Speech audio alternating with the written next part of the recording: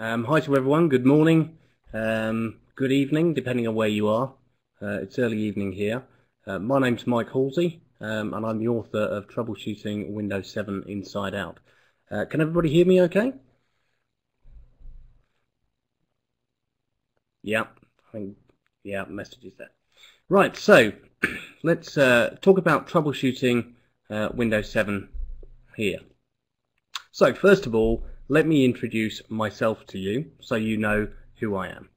So I'm the author of Troubleshooting Windows 7 Inside Out from Microsoft Press. I'm the author of the self-published Windows 7 Power Users Guide, and I'm a news editor on websites including windows7news.com and ghacks.net. I'm a Microsoft Windows MVP, and you can find me here on my website. There's my Twitter handle. I'm on Facebook and on LinkedIn as well. So I'm easy to find and easy to follow. And events such as this and other webcasts, I always make sure that I have them up on my website on an events list as well.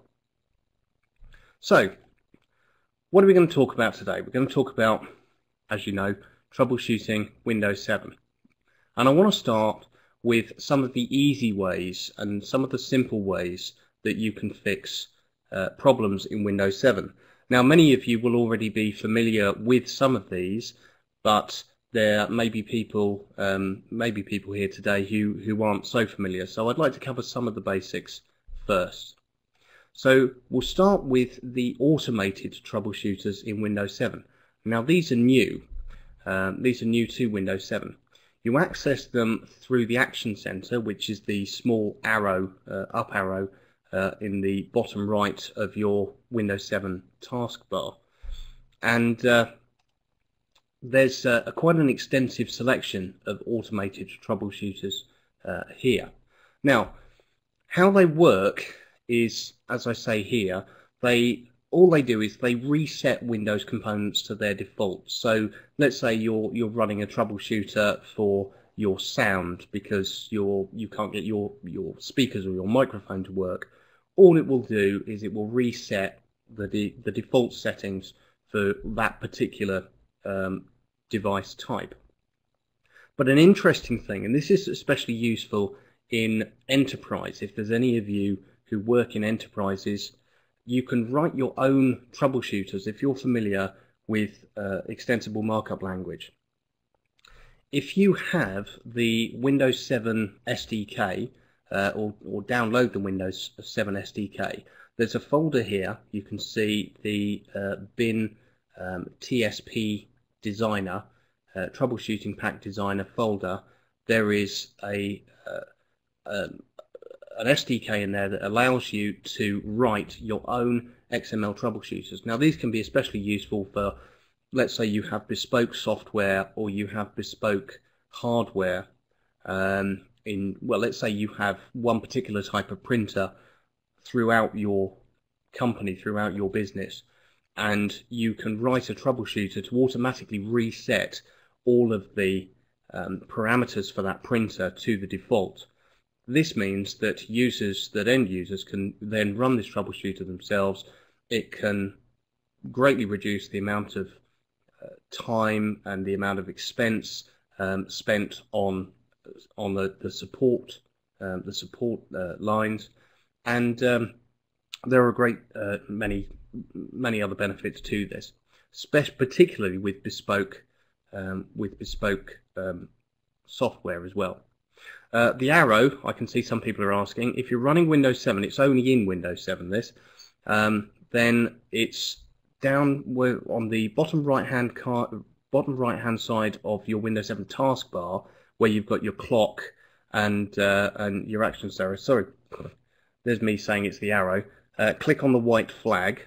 Click on the flag, not the arrow, and you can access the automatic troubleshooters from there by clicking the white flag. Next, I'd like to talk about System Restore. Now, System Restore, you'll probably already be familiar with, this has been around since Windows XP. It takes a snapshot of any files that change in Windows when you perform an operation such as install a device driver, or if you install a new piece of software, or you install a Windows update. And it's very useful for being able to roll back changes, because even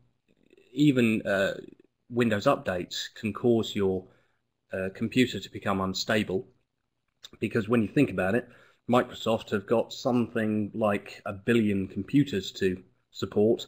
No two computers are the same. They're all going to be different, and it's an extremely useful feature. And there are several ways to access System Restore. I'll talk about another one in a little while, but the main way to do it is to access it from the control panel or from Help, which you've got directly on your Start menu. So, as I said, you can also roll back device drivers here. So let's have a look at troubleshooting device managers. So, device drivers here. So when you're in the device manager, you can right-click on any device, and you can do one of two things with it. You can either select properties for that device from the context menu that appears, or you can uninstall it. Now, if you select the properties for that device, then you can roll back the driver using the System Restore functionality. Now, this will only work if you've upgraded the driver for that hardware device. So you could go to roll back the driver and discover that there isn't one that you can roll back to, because this is the first driver that you've got. So another way to do it, if you're having trouble with the device driver, is to uninstall it. But in previous versions of Windows, one of the biggest problems with devices was that you uninstalled it, Windows kept a copy of that device driver on your hard disk, and then when you went to reinstall it, it would reinstall the defective driver that you didn't want. And it was very difficult sometimes actually forcing Windows to install the correct driver. So now, with most, not all, but most device drivers in Windows, when you want to install it, you'll see, as you've got here, a little tick box to automatically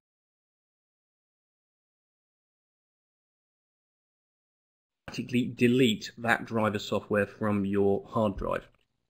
And that can completely delete all of the files, so that when you come to reinstall that driver, this defective driver won't necessarily be there. Another way to make sure that you can minimize troubleshooting problems is obviously to keep backups of your machine. I just want to talk about this briefly.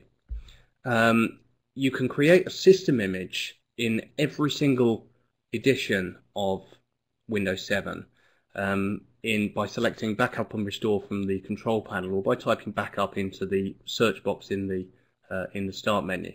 And you'll see here on the screen here in the blue panel on the left hand side, there's a link to create a system image. There's also a link to create a system repair disk, and I'll talk about those a little bit more shortly. But did you know that in Windows 7 you can create a virtual machine of Windows 7 and you can boot from it? This means that you can actually add this virtual machine to your boot menu on your PC, so that your regular copy installed on your hard drive of Windows 7 will appear there, but also the virtual machine will appear there as well. Now, the big advantage of this, especially in an enterprise environment, is that first of all, you can install the 64-bit version of Windows, which Microsoft Virtual PC doesn't support. That will only support 32-bit versions of Windows. But also, unlike running a copy of Windows 7 in Virtual PC, this virtual machine, because you're actually booting from it, can take full advantage of all of the hardware resources in your computer. So it can see all of your hardware, it can take full advantage of your graphics card, you can do anything in it at all.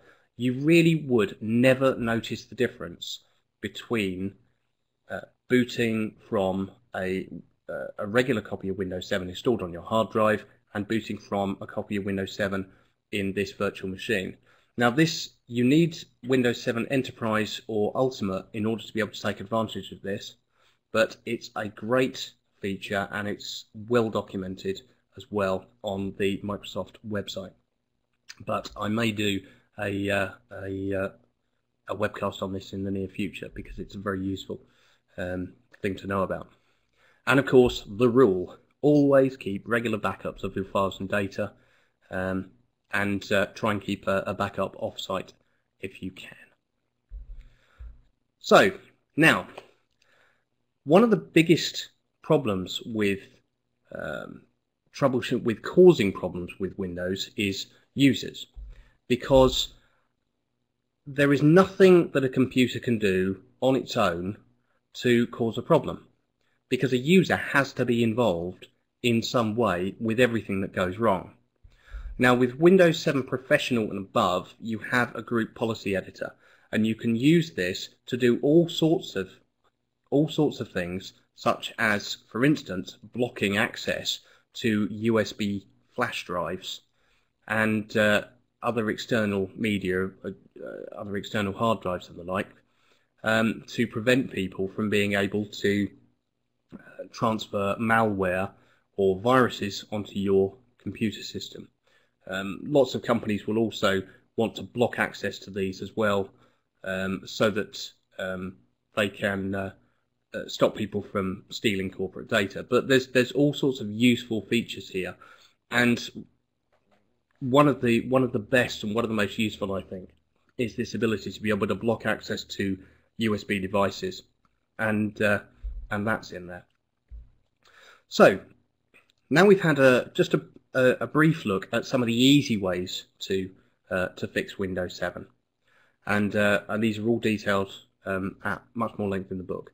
I want to spend the rest of this time looking at more advanced ways to fix it, and in part 2 here we'll look at advanced fixes, and then in part 3 we'll look at yet more advanced things that we can do.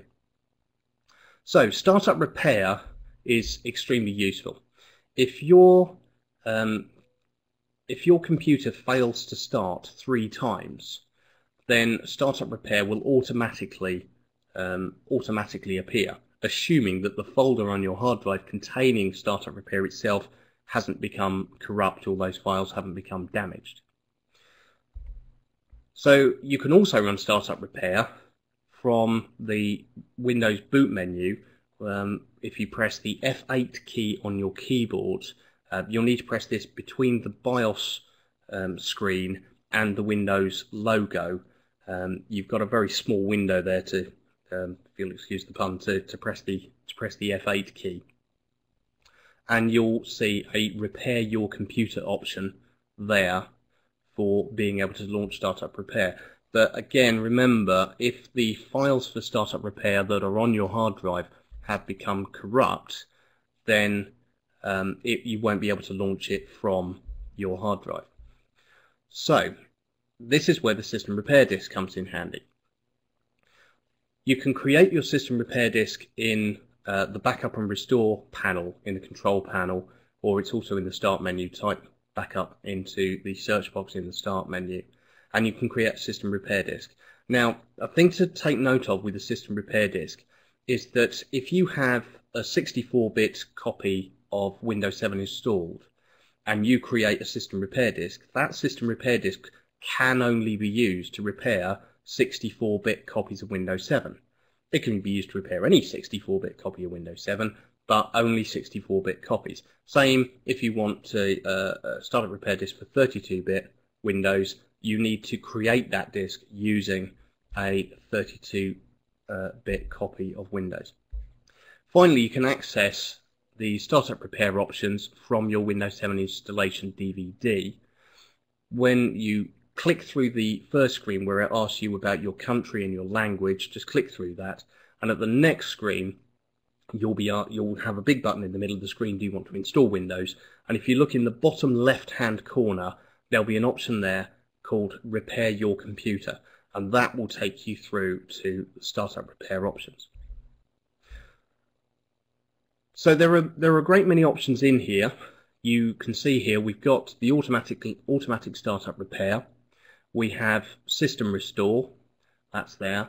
System image recovery, which you can use to restore a complete copy of Windows 7 from a backup image if you've created one in Windows 7. There's a memory diagnostic there, which you can run, and there's the command prompt. Now, you'll see here I've got a link to my YouTube videos. If you have a look on there after this webcast, then there's a full video on how to use the startup repair options, and also there's an instructional video short instructional video on how you can actually repair the Windows 7 boot files if they become corrupt from this command prompt in startup repair. There are a few commands that you need to type, but you can completely rebuild the boot files themselves in Windows 7 using that command prompt. Now I want to talk about the system file checker. Now the system file checker I think is fantastic. It's one of the best things in Windows as far as I'm concerned. So what it does is you need your installation DVD for this. You must have your installation DVD on the in your optical drive in your computer, and it checks all of the files that you've got that constitute Windows, that make up Windows on your hard drive, and it compares each one of those files with the original file of the installation DVD. If it finds any that had changed or that had become corrupt, then it will copy the original file back from the DVD onto your hard drive and replace the one on your hard drive. It's a wonderful thing. You run it from the command prompt, and when you can access the command prompt in the start menu, type the word command or CMD into the search box in the start menu to get to it quickly. You'll need to run it as an administrator so that it has the rights and privileges that it needs in order to write Windows files to the disk. It's in every version of Windows 7. Once you're in that command prompt, you type this command here, sfc, then a space, then a /, and the word scan now. That's one word. And the system file checker will then automatically run and compare these files. Now, many of you will now have Service Pack 1 installed, and the one problem with System File Checker is that you must have the latest, whatever Service Pack you have installed on your copy of Windows, be that Service Pack 1 or Service Pack 2, must also be integrated into that installation DVD. The reason being that the core operating system files change when you have a service pack, and the system file checker will compare the files that you've got on your hard drive with what will essentially be an outdated and an older version of those files on the installation DVD. So you need to make sure that you can integrate the service pack into the DVD. Now there are several ways to do this. If you have a look on my website, I've recently written some articles on how to do this. There's software that you can get free to download that will do this for you, and there's more you can do as well. There's other tutorials there on how you can create, for instance, a USB pen drive with every single version of Windows on it, every single edition, and the 32 and 64-bit ones. So there's a series of tutorials there. But there's one where all the information you need about integrating a service pack into your Windows 7 DVD is there. And again, on YouTube, I've got a video on how to use the system file checker. So, next, let's talk about Internet Explorer. Now, Internet Explorer can cause all sorts of problems.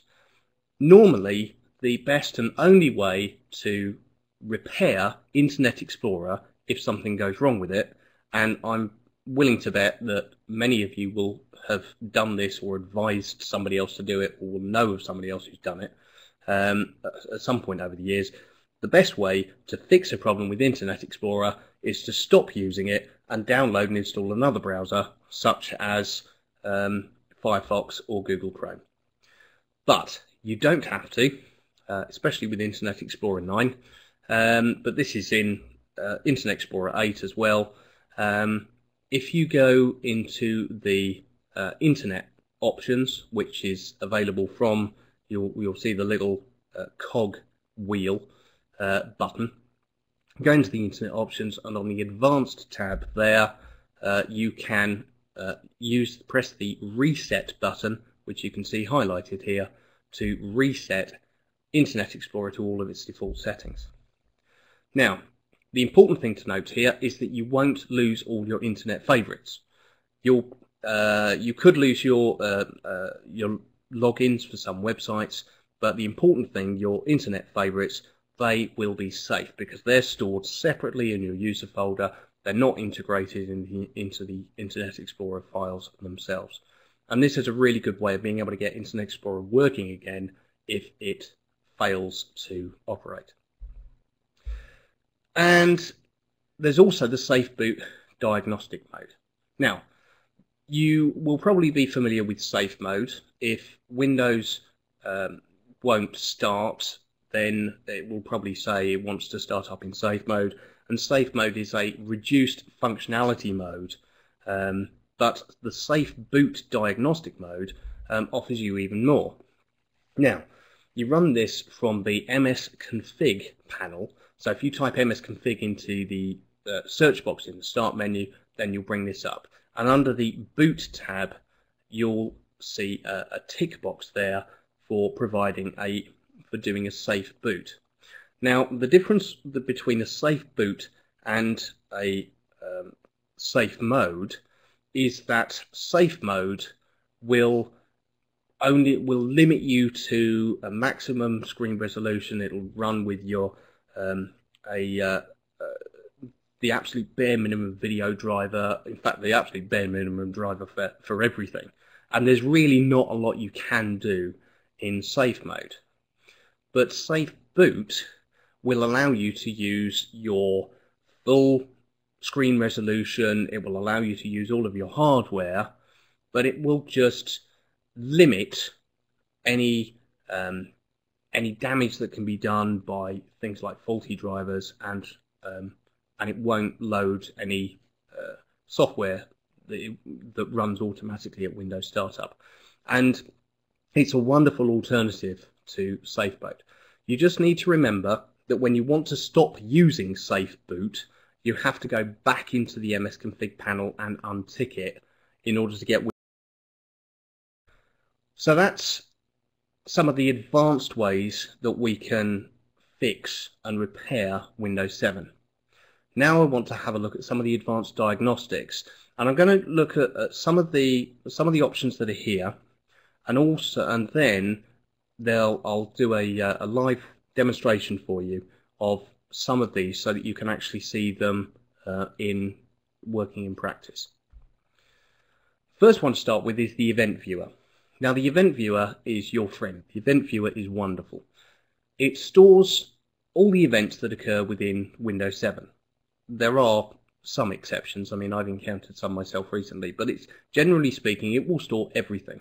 It will store warnings, it will store errors, it will store critical events that cause Windows to crash and to blue screen. It will store all sorts of information like that, and it will keep a log of all of this so that you can go back historically and look at all of the errors that have occurred in Windows since you installed it, and it can store a lot of information about these codes, such as the error code themselves, which is very useful for looking up online. If you're ever presented with an error code, and we're going to look at the blue screen of death in a bit, you can look up an error code online, and you'll find that you're not the first person to have had this problem, and that other people may have a quick and easy fix for you.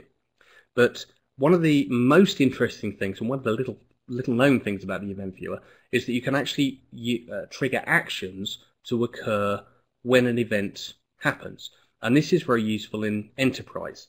Now we'll have a live demonstration of this, so you can actually see it working in a little while. But let's say you work in an enterprise, and you have a user who was reporting an intermittent fault. Now it's not actually stopping him from working, but something is going on. You've had a look at the event viewer on his computer, and you can see that perhaps his printer driver is crashing. But there's no visible outward sign on his screen that there's any problem. All he knows is that when he goes to print, then all of a sudden he can't. Now this could be caused by a conflict with a piece of bespoke software. It could be caused by the fact that he's plugging in a USB device that's causing a driver conflict. There could be anything. So what you can do is you can trigger specific actions, such as an alert on the screen to tell the user that this error has occurred again, stop what he's doing, and send information about his system at that time and what's running to a support person. And we'll have a look at how we can do this in a little bit. Now, performance information and tools can provide huge swathes of information, and this is something else we're going to have a look at. You access it by clicking Advanced Tools here in Performance Information and Tools, which you can access from the control panel. Typing performance into the search box in the Start menu will get you there as well. There's a wide variety of tools, including a system health report, which is very, very useful for taking away and looking at afterwards. I find one of the biggest issues with troubleshooting problems is that sometimes you're too close to it. Sometimes you really can't see the wood for the trees. You're there, you've got this problem, you're determined to fix it, and there are occasions where you just need to take a step back and you need to take some time, and you can print out a system health report and you can look at it on the train on the way home, or the following morning, and you can then sometimes see things that you wouldn't have seen if you were so close to it and so determined to fix it there and then. And we're going to look at performance information tools later in a live demo. Now, Problem Steps Recorder.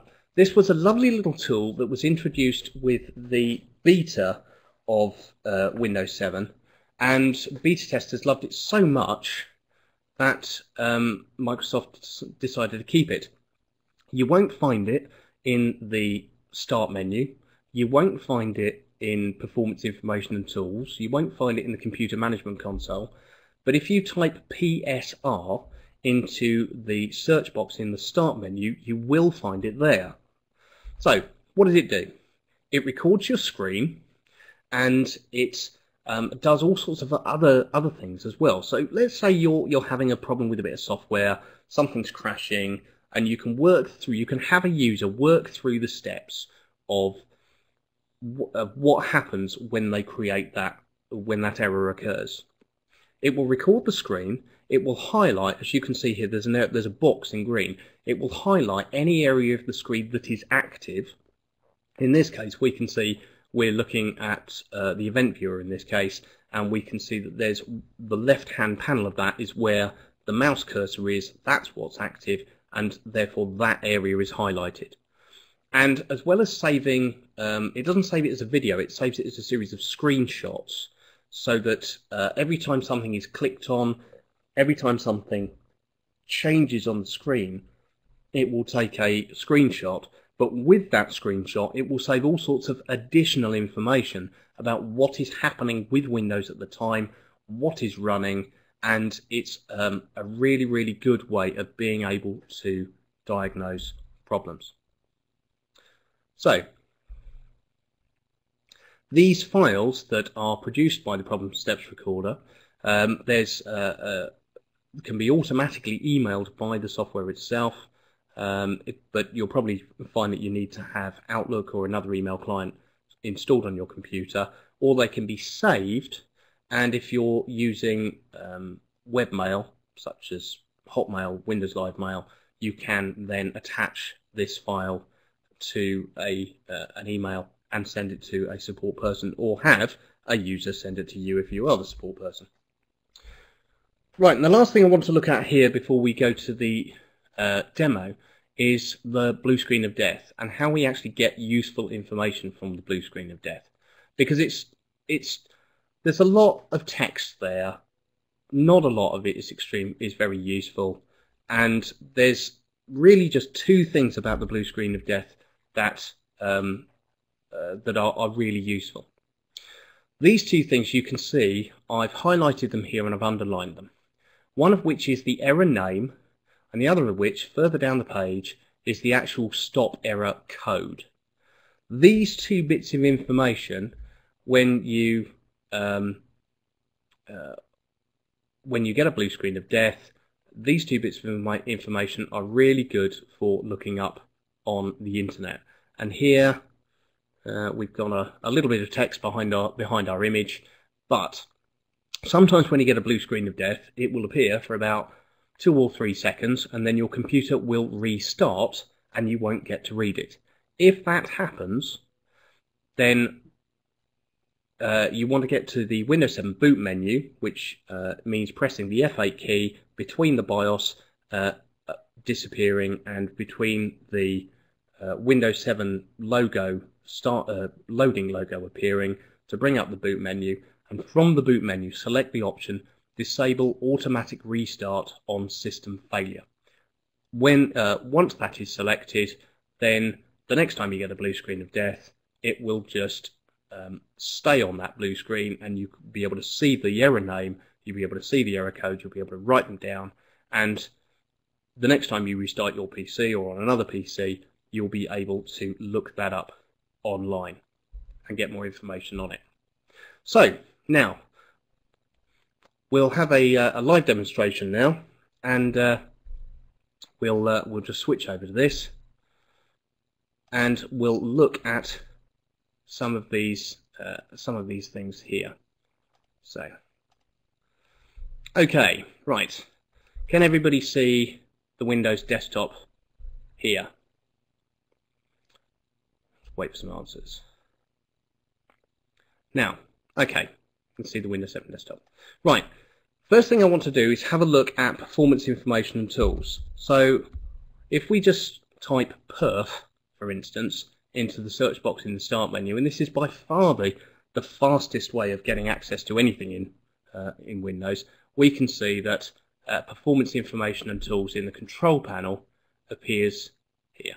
So we'll click on that.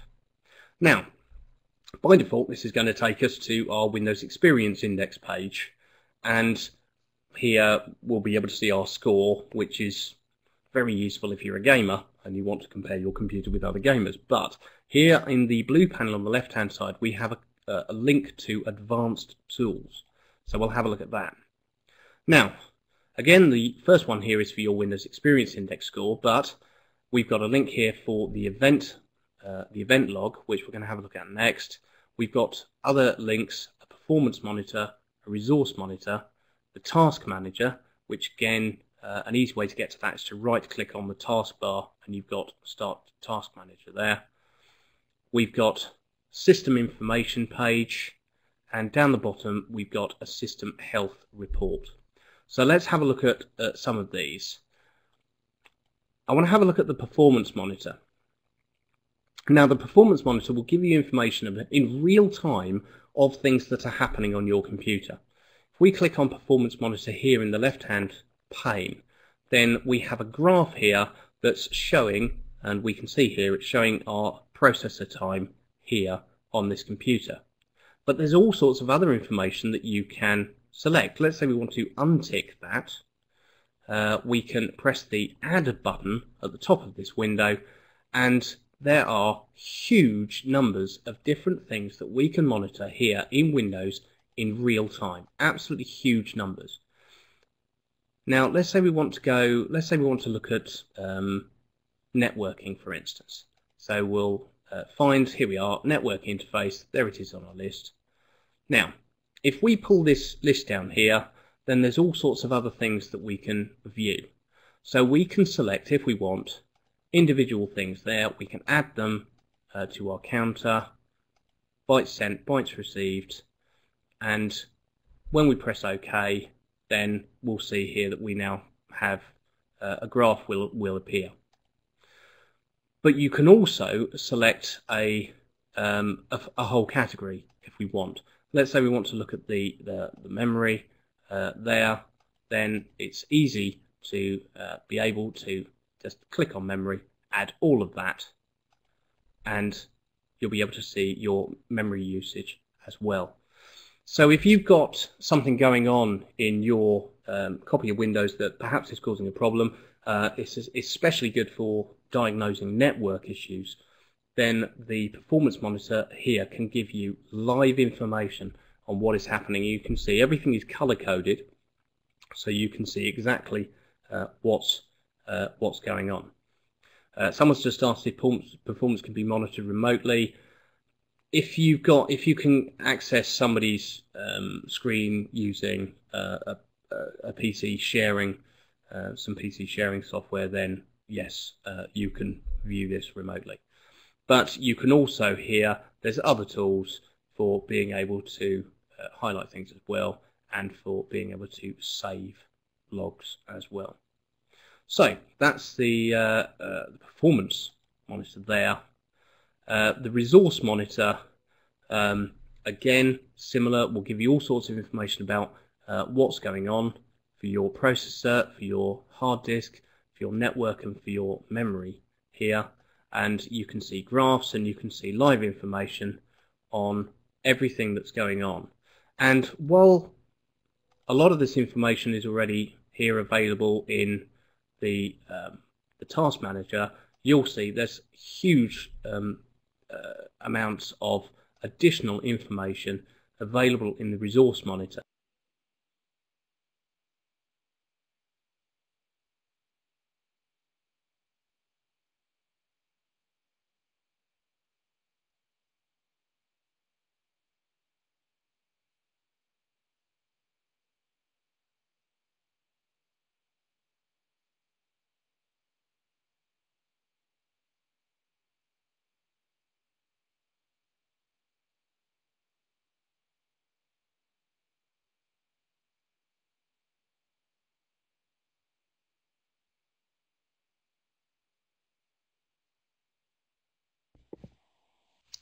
Hi everyone, it looks like Mike dropped off for a moment. He must have lost his connection. So we'll hang on for just a minute and see if he comes back in.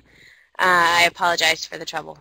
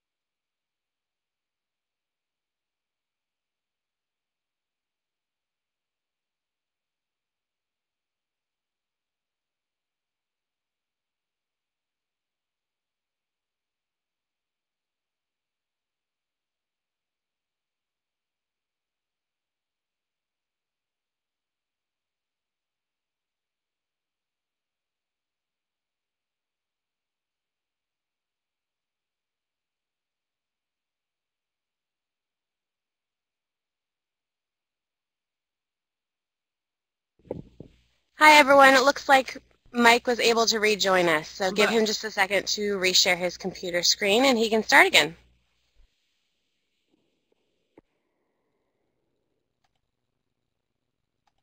Right.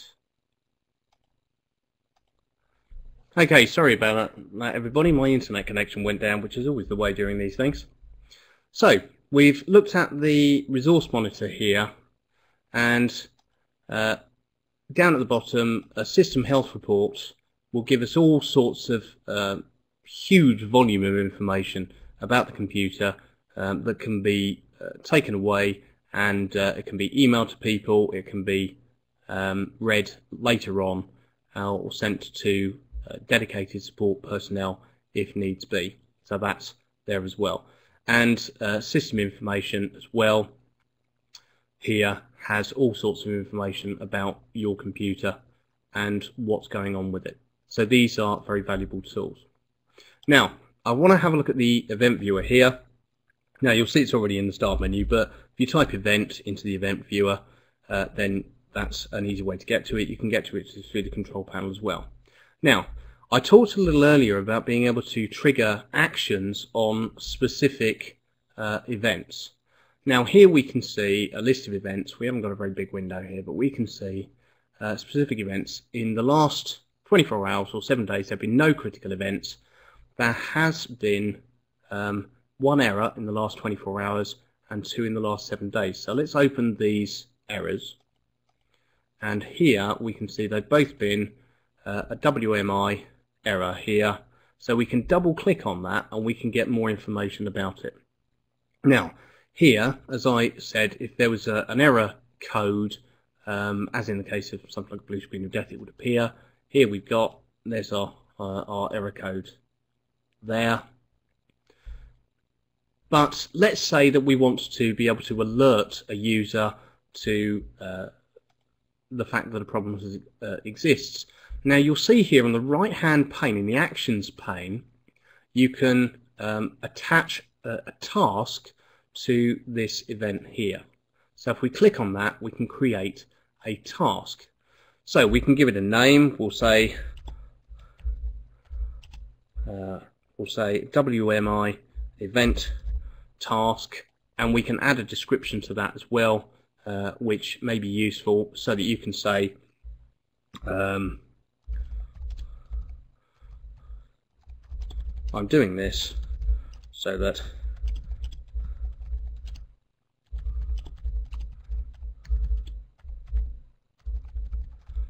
so Alex is alerted when a printer malfunctions, and you can add information such as asset tags if needs be.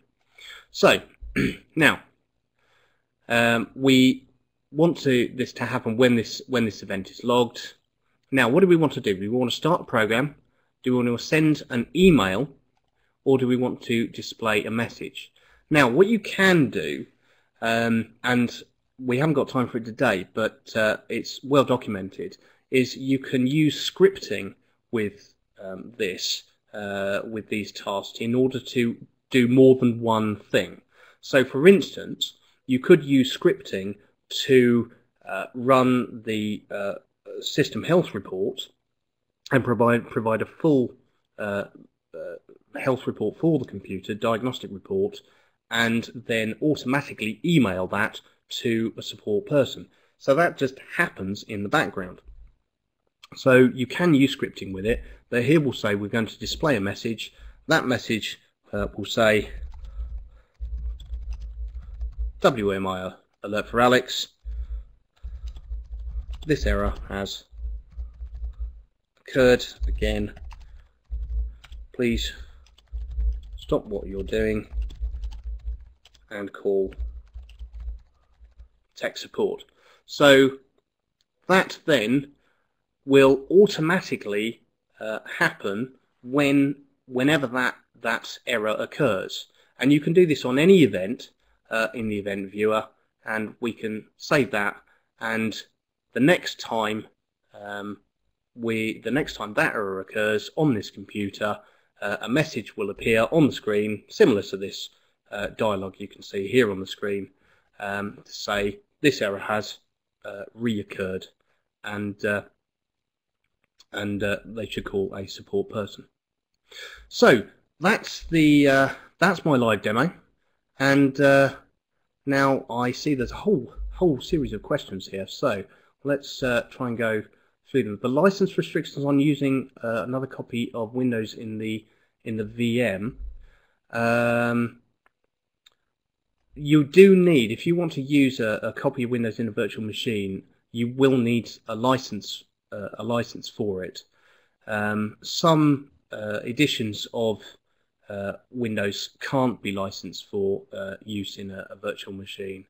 I believe it's Windows 7 Professional and greater versions are officially licensed for use in a virtual machine, but you may find that if you want to install it in something like Virtual PC, for instance, that it won't even let you install it. If you're using third-party virtualization software, then you wouldn't have a problem, but you do need a license for it.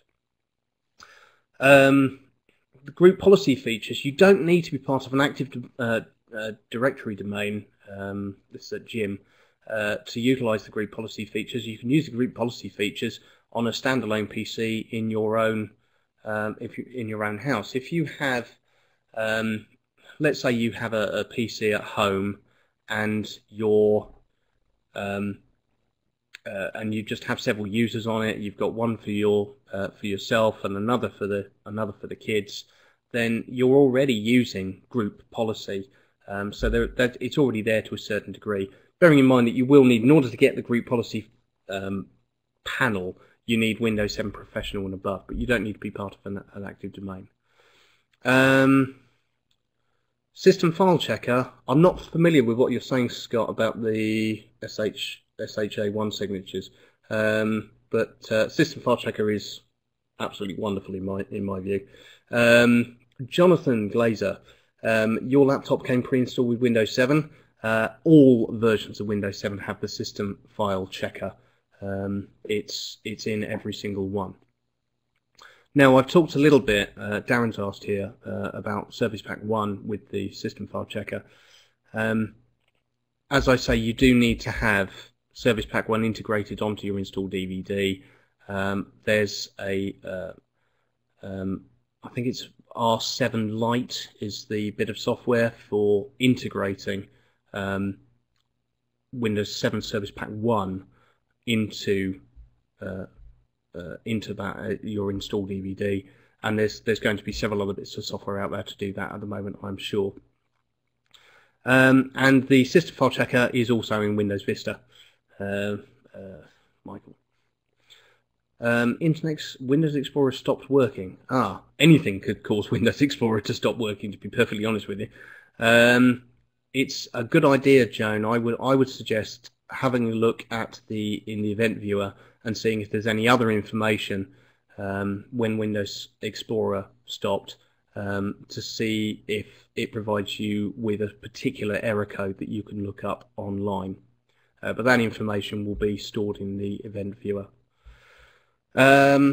Windows 7 running in a virtual machine and the sound drivers don't work in VirtualBox.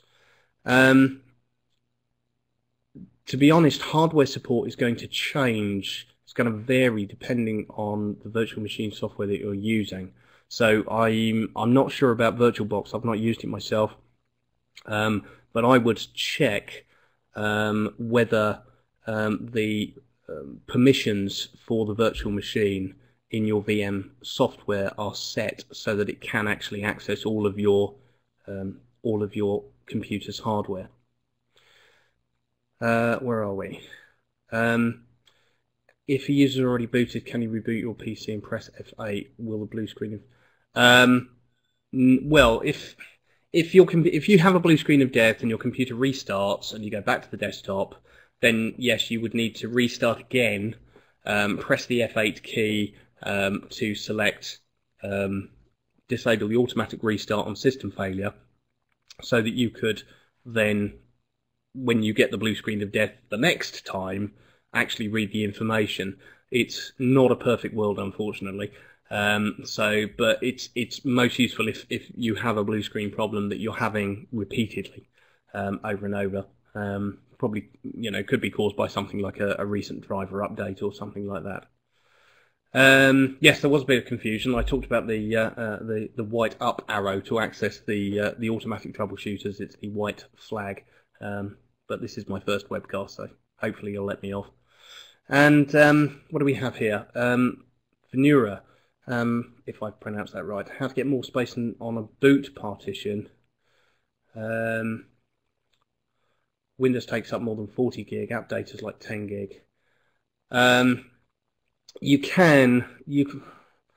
It would be if you're actually physically running out of space on that partition. What you can do is if you go into computer management, which you can access in the start menu, if you can see it. If I right click on computer in the start menu, you can see manage. In there you can shrink the size of the partition next to it, and Windows will tell you how much it can shrink it by. It's no substitute for professional partitioning software, but it will do a good job. And then you'll be able to right click in the computer management console on your Windows drive, and you'll be able to extend that into there. Performance information tools, COF 2005 is asking, the screenshots of these in the book. Yes, it's covered in depth, in some considerable depth in the book.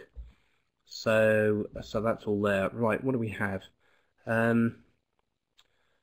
Kathy, you have to force programs to shut down.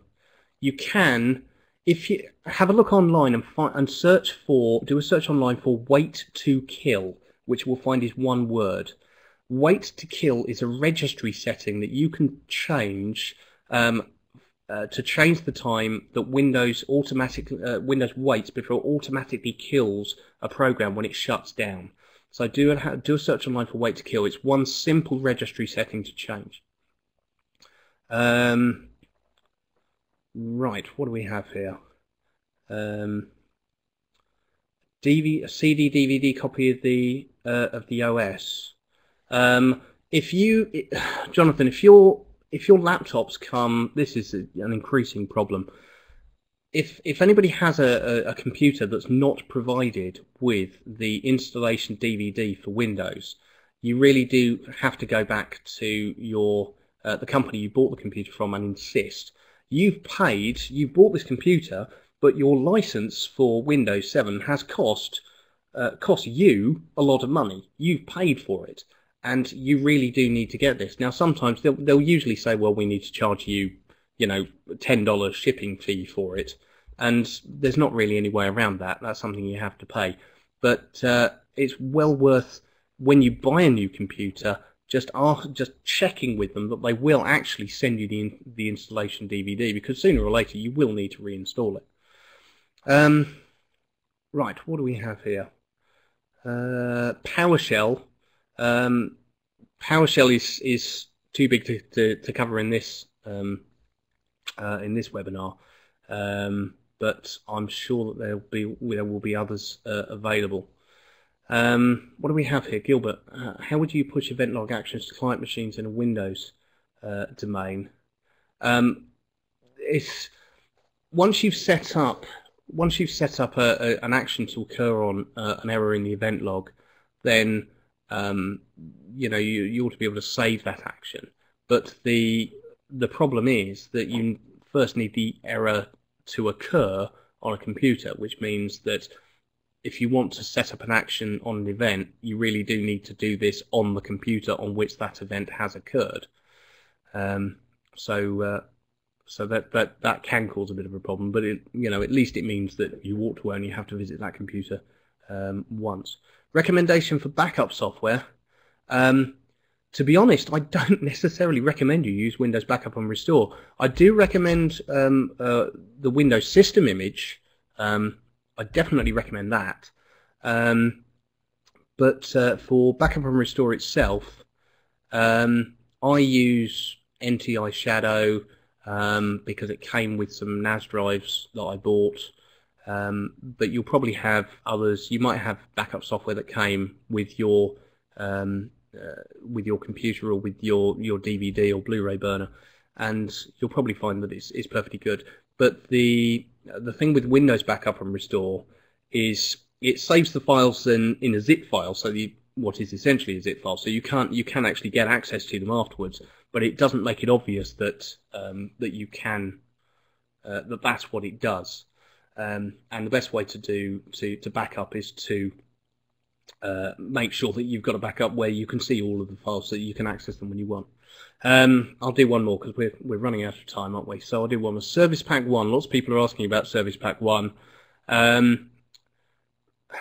I've heard very, very few stories about Service Pack 1 failing to install.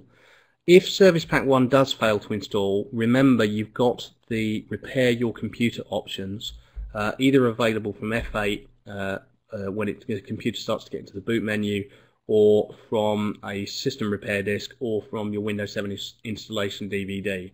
System Restore will, you can use System Restore here to roll back to before you installed Service Pack 1, and that should fix problems. The best and recommended way to install Service Pack 1 is to allow Windows Update to do it itself, and not to download it and do it manually the way I did, and the way a lot of tech people tend to do. And Jeff, all of this information that I've talked about today and a lot more is in the book, and in considerably more detail. So it's 7 o'clock, and we have some more questions. Do I have some time for them? I think I've got some time for. Well, it's up to you, Mike. Yeah. We are running out of time, and I'd hate for people to miss out on the answers. If you'd rather, would it be possible for you to do some sort of a blog post afterwards, possibly, that we can send out to the attendees? Yeah, I can do a blog post, and people can email me directly as well through my website, or contact me on Facebook, Twitter, or LinkedIn, and I'm always happy to help where I can. Perfect. Well, I'll put up your contact information one more time there so people can grab that. And I would just want to thank you. It was a fantastic presentation, and I think people learned a lot. Yes, apologies for my internet connection bugging out. No worries. You got back on. That was great. So I also just want to thank all of our attendees here today. There was a lot of great information shared in the chat room, so thank you, everyone, for your contribution to this event. And as I mentioned before, we will have a recording of this available shortly. It'll probably take a day or two for us to get that edited and posted, but we'll send you all an email as soon as it's ready. And like Mike said, you can email him directly with questions, and if he ends up doing a blog post, we'll be sure to send that link out to you as well. So I think that's about it. We'll close out the meeting in just a few minutes.